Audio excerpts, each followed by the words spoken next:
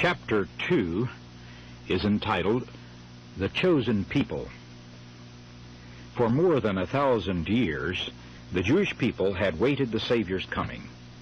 Upon this event they had rested their brightest hopes. In song and prophecy, in temple rite and household prayer, they had enshrined His name. And yet, at His coming, they knew Him not. The beloved of heaven was to them as a root out of a dry ground. He had no form nor comeliness, and they saw in Him no beauty that they should desire Him. He came unto His own, and His own received Him not. Isaiah 53, verse 2, John chapter 1, verse 11. Yet God had chosen Israel. He had called them to preserve among men the knowledge of His law, and of the symbols and prophecies that pointed to the Savior. He desired them to be as wells of salvation to the world. What Abraham was in the land of his sojourn, what Joseph was in Egypt, and Daniel in the courts of Babylon, the Hebrew people were to be among the nations. They were to reveal God to men.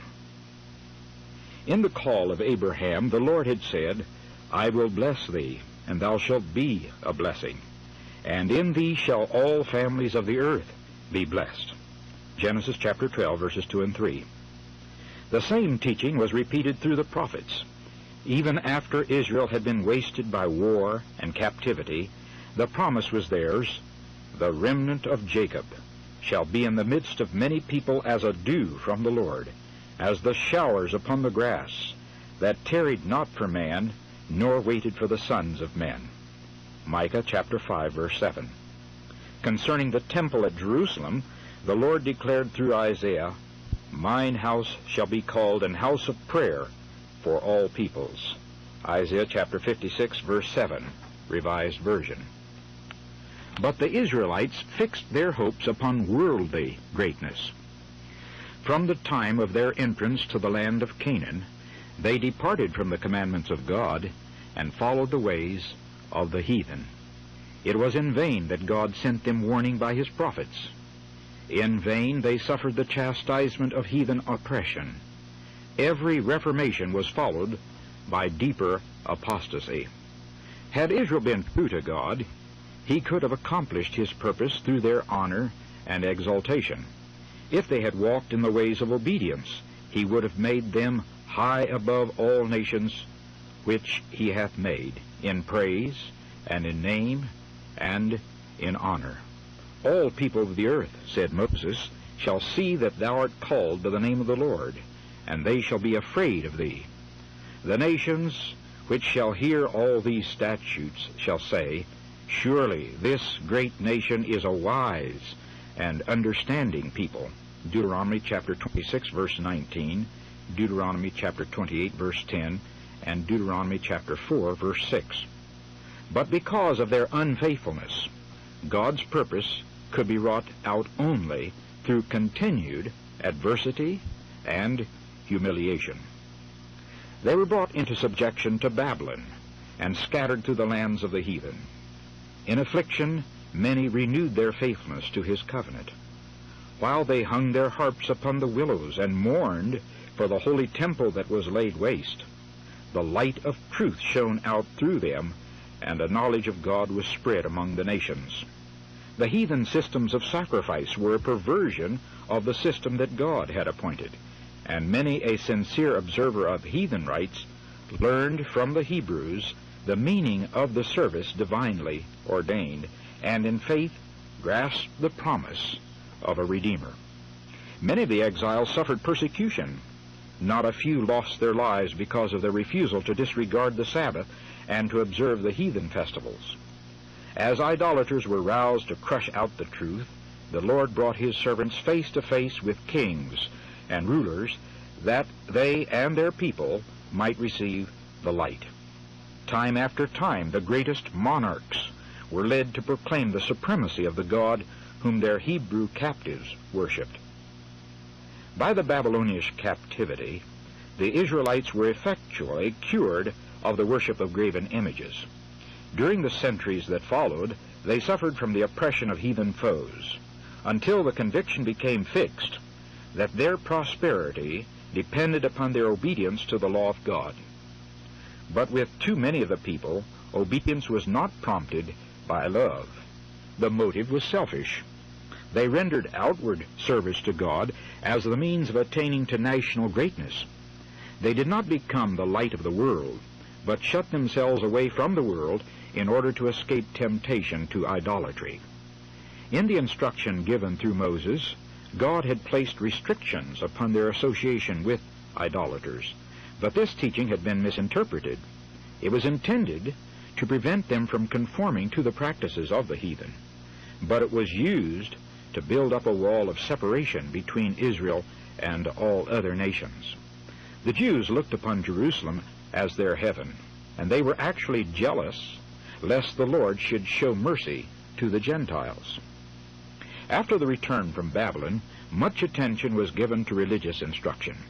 All over the country, synagogues were erected, where the law was expounded by the priests and scribes, and schools were established, which, together with the arts and sciences, professed to teach the principles of righteousness. But these agencies became corrupted. During the captivity, many of the people had received heathen ideas and customs, and these were brought into their religious service. In many things they conformed to the practices of idolaters. As they departed from God, the Jews in a great degree lost sight of the teaching of the ritual service. That service had been instituted by Christ himself. In every part it was a symbol of him, and it had been full of vitality and spiritual beauty. But the Jews lost the spiritual life from their ceremonies and clung to the dead forms. They trusted to the sacrifices and ordinances themselves, instead of resting upon him to whom they pointed. In order to supply the place of that which they had lost, the priests and rabbis multiplied requirements of their own, and the more rigid they grew, the less of the love of God was manifested. They measured their holiness by the multitude of their ceremonies, while their hearts were filled with pride and hypocrisy. With all their minute and burdensome injunctions, it was an impossibility to keep the law. Those who desired to serve God and who tried to observe the rabbinical precepts toiled under a heavy burden. They could find no rest from the accusings of a troubled conscience. Thus Satan worked to discourage the people, to lower their conception of the character of God, and to bring the faith of Israel into contempt. He hoped to establish the claim put forth when he rebelled in heaven, that the requirements of God were unjust and could not be obeyed. Even Israel, he declared, did not keep the law. While the Jews desired the advent of the Messiah, they had no true conception of his mission. They did not seek redemption from sin, but deliverance from the Romans. They looked for the Messiah to come as a conqueror, to break the oppressor's power, and exalt Israel to universal dominion. Thus the way was prepared for them to reject the Savior. At the time of the birth of Christ, the nation was chafing under the rule of her foreign masters and racked with internal strife. The Jews had been permitted to maintain the form of a separate government, but nothing could disguise the fact that they were under the Roman yoke, or reconcile them to the restriction of their power.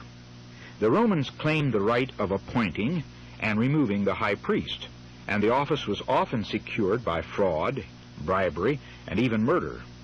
Thus the priesthood became more and more corrupt. Yet the priests still possessed great power, and they employed it for selfish and mercenary ends. The people were subjected to their merciless demands and were also heavily taxed by the Romans. This state of affairs caused widespread discontent. Popular outbreaks were frequent.